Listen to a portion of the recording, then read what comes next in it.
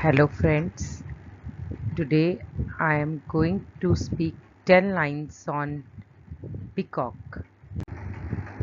Peacock is the most exquisite bird in the world because of its vibrant feathers and color. Peacock is the national bird of India and national pride for all of its citizens. It is a tall but slender bird with a long feathered tail. Peacock has different shades of blue and green feathers. Peacock can spread out their long feathers like an umbrella, revealing hundreds of eye-like patterns.